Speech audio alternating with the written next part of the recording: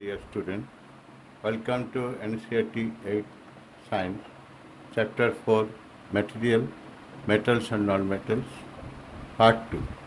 In Part 1, we have discussed up to physical properties of metals and non-metals. Now let us see chemical properties of metals and non-metals.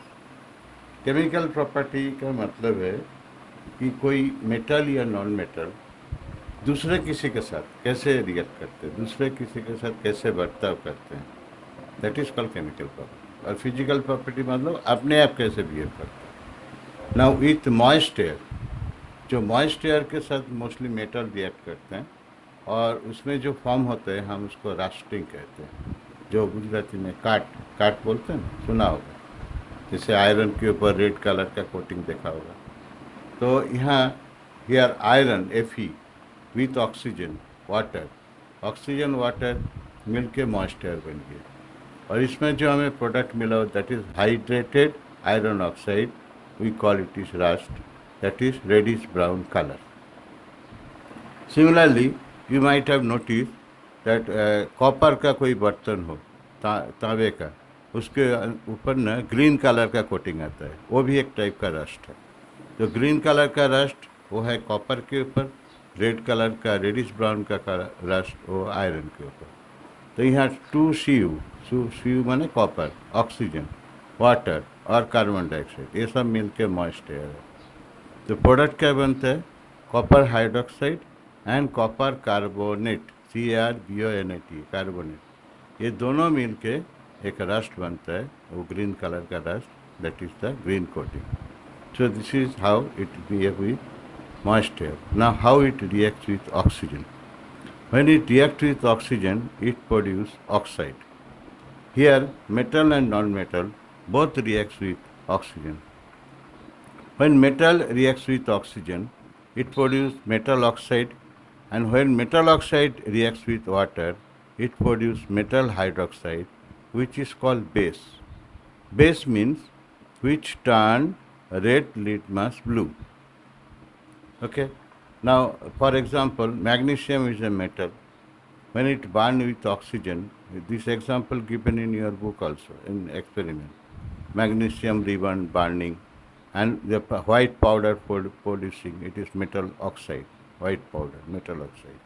This metal oxide is basic in nature. Basic in nature means when it reacts with water plus H2O, it produces magnesium hydroxide, MgOH2, magnesium hydroxide, which turn red litmus blue.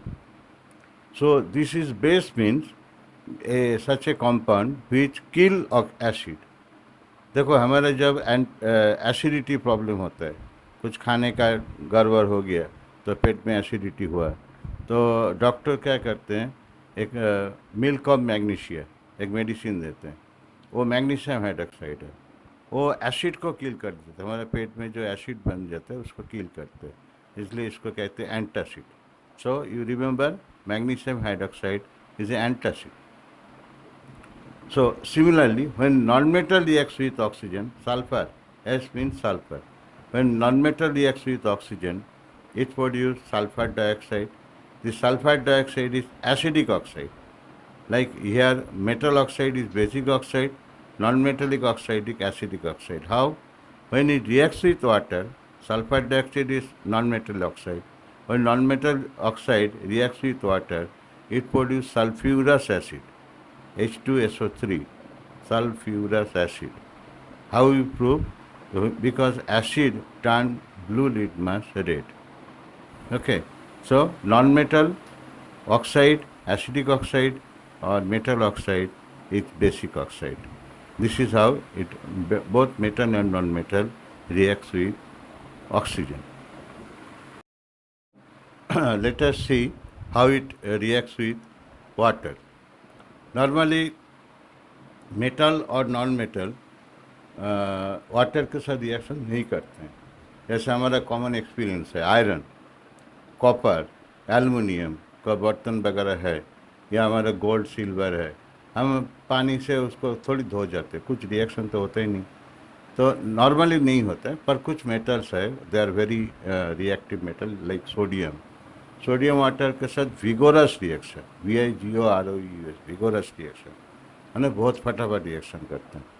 इसलिए इसको पानी से या air से बचाने के लिए it is preserve in kerosene, kerosene के अंदर उसको बचा के रखते हैं ताकि वो रिएक्शन ना कर जाए।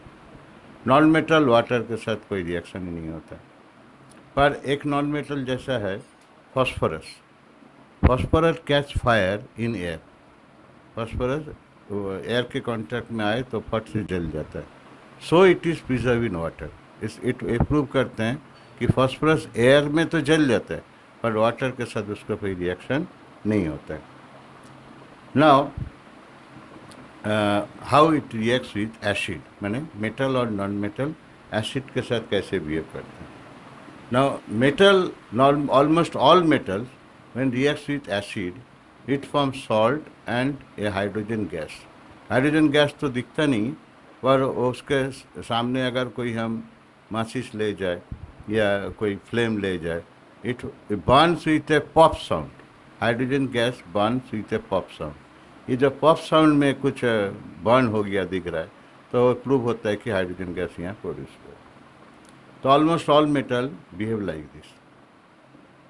नॉन मेटल नॉर्मली एसिड के साथ रिएक्शन नहीं करते हैं। हायर स्टडी में पढ़ोगे कुछ नॉन मेटल रिएक्ट करते हैं। और मेटल में कॉपर है, वो भी बहुत लेस रिएक्टिव है। वो भी डाइल्यूट बने जो पानी मिला हुआ, डाइल्यूट हाइड्रोक्लोरिक एसिड, HCl माने हाइड्रोक्लोरिक एसिड, इसके साथ कोई रिएक्शन नहीं होता है। पर कॉपर सल्फ्यूरिक एसिड के साथ रिएक्शन करते हैं, बट इसमें कोई हाइड्रोजन गैस नहीं बनता है। So this is the how metal and non metal reacts with acid. Next will discuss how reacts with base. Chemical reaction with base. Now metal base के साथ, माने सोडियम हाइड्रोक्साइड, जो भी हाइड्रोक्साइड OH मिलेगा वो बेस है। Sodium hydroxide के साथ मेटल नॉर्मली रिएक्ट करते हैं। नॉट ऑल मेटल, कुछ मेटल सोडियम हाइड्रोक्साइड के साथ रिएक्शन करके सॉल्ट और हाइड्रोजन गैस बनाते हैं। हाइड्रोजन गैस का पहचान आपको बताया, Burns with pop sound.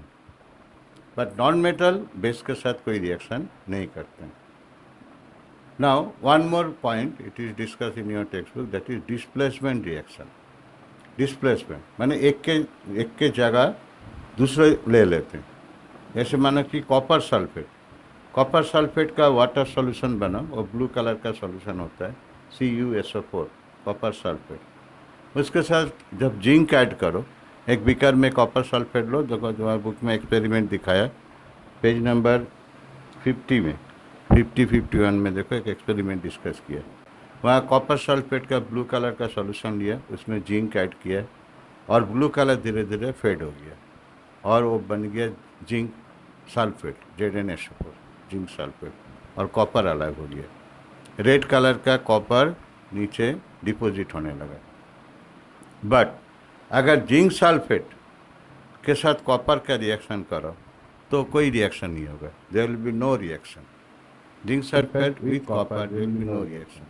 Thus, what we can conclude from this experiment, that zinc is more reactive than copper, क्योंकि जो रिएक्टिव होगा वही रिप्लेस कर पाएगा, डिस्प्लेस कर पाएगा। तो जिंक सल्फेट से कॉपर डिस्प्लेस नहीं कर सकता है, क्योंकि जिंक ज़्यादा रिएक्टिव है।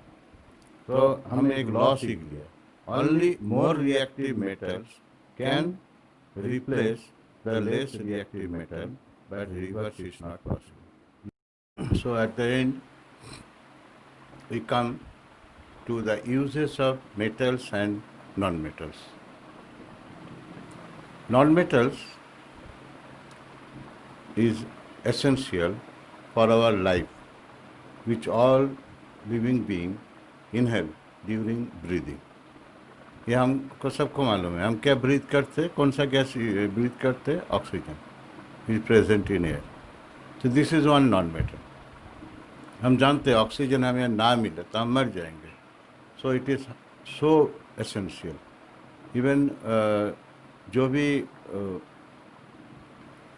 एनिमल है, बर्ड है, ये जो भी ह्यूमन बीइंग ही खाली यूज़ करना जानता है ऐसे नहीं है, जो पढ़े लिखे नहीं है ऐसा लिविंग बीइंग, जो भी लिविंग बीइंग हो खाली पढ़े लिखे यूज़ करना जानता है ऐसे नहीं है।